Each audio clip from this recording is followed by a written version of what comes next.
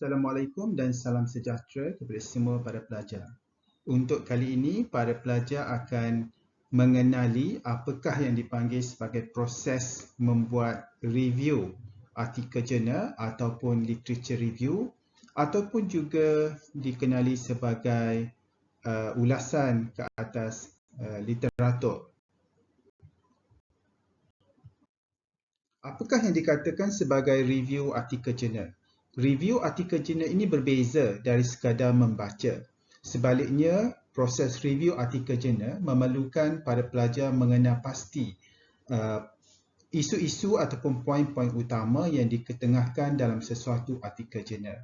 Oleh itu, proses review memerlukan para pelajar membaca artikel tersebut secara kritikal untuk membolehkan memahami isi kajian dan juga bagaimana artikel tersebut diposisikan dalam kedudukan keseluruhan literatur.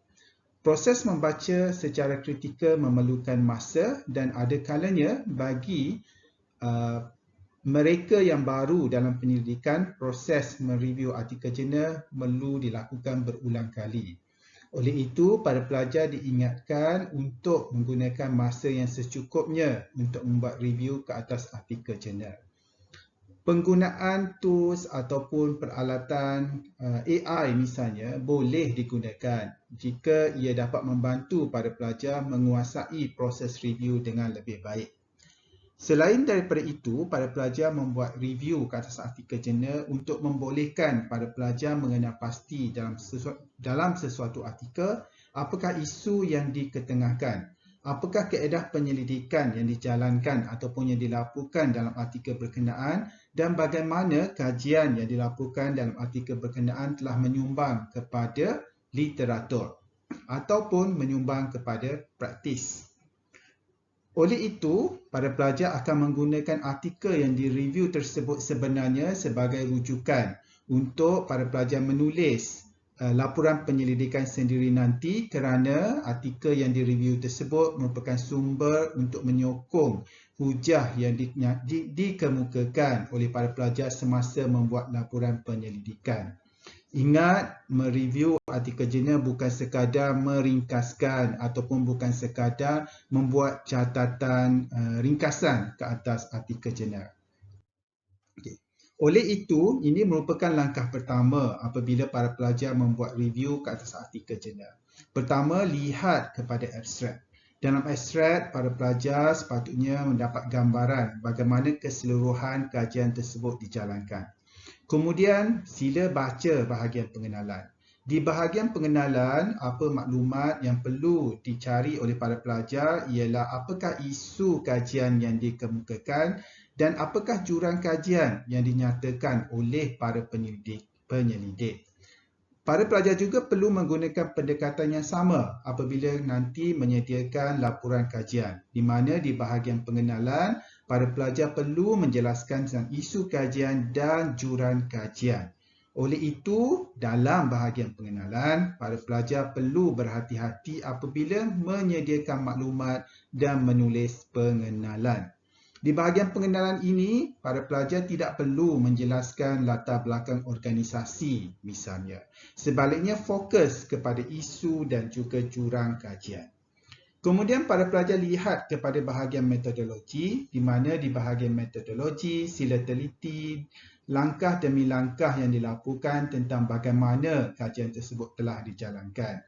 Apabila para pelajar menyediakan laporan penyelidikan nanti, para pelajar perlu menggunakan pendekatan yang serupa, iaitu melaporkan langkah demi langkah bagaimana kajian para pelajar telah dijalankan. Kemudian fokuskan kepada bahagian pembincangan dan kesimpulan, di mana dalam bahagian ini akan dilaporkan dapatan dan juga implikasi kajian. Cuba belajar dan lihat serta review bagaimanakah dapatan kajian dilaporkan serta bagaimanakah implikasi kajian dikaitkan dengan penemuan kajian dan juga objektif serta permasalahan kajian. Para pelajar perlu menggunakan pendekatan yang sama apabila menyediakan laporan penyelidikan nanti. Seterusnya, langkah kedua, apabila membaca ataupun mereview artikel jurnal, sila beri jawapan kepada persoalan-persoalan berikut. Pertama, apakah sebenarnya isu utama yang dikaji dalam kajian ini? Kedua, manakah objektif kajian ataupun apakah objektif kajian yang dinyatakan? Ketiga, bagaimanakah data telah dikumpul? Keempat, apakah dapatan utama daripada kajian tersebut? Dan apakah kelemahan atau jurang kajian ataupun juga dinyatakan sebagai limitasi kajian? Apabila para pelajar membaca artikel, para pelajar boleh menggunakan 5 maklumat ini dan sediakan jadual untuk melihat maklumat-maklumat penting daripada 20 artikel yang dibaca untuk membina proposal penyelidikan. Okay. Seterusnya, selain daripada membaca, seperti saya katakan, sediakan jadual untuk mencatat. Jangan lupa untuk mencatat maklumat-maklumat penting berikut apabila para pelajar telah membuat review ke atas artikel jurnal. Apa maklumat yang perlu dicatat? Pertama, isu kajian. Kedua, apakah pemboleh ubah utama yang dikaji? Ketiga, di manakah konteks kajian tersebut dijalankan? Dari segi negaranya di mana, industrinya di mana, respondennya siapa? Kemudian, apakah metodologi kajian yang telah digunakan untuk menjalankan kajian tersebut? Dan juga apakah cadangan kajian yang dikemukakan oleh pengkaji kepada pengkaji-pengkaji akan datang, di mana cadangan kajian akan datang ini biasanya ditulis sebelum kesimpulan kepada artikel tersebut ditulis. Oleh itu, apabila para pelajar membuat ataupun membaca artikel ataupun mereview artikel, sila beri perhatian kepada perkara berikut. Satu, proses review ini sebenarnya untuk membantu para pelajar mengenal pasti tajuk dan isu kajian. Oleh yang demikian, apabila para pelajar mengemukakan cadangan tajuk kepada saya, mohon bantuan. Silalah kemukakan bersama senarai artikel-artikel yang telah direview dan dibaca. Dan apakah isi kandungan artikel-artikel tersebut? Barulah ditanya ataupun barulah dikemukakan cadangan tajuk. Jangan semata-mata kemukakan cadangan tajuk tanpa membuat review ke atas artikel jurnal. Kedua, proses review ini menjimatkan masa jika para pelajar mempunyai sistem bagaimana proses review tersebut dijalankan. Dan proses review ini apabila para pelajar telah membaca sejumlah artikel, ia akan membina keupayaan, kefahaman para pelajar terhadap sesuatu isu kajian.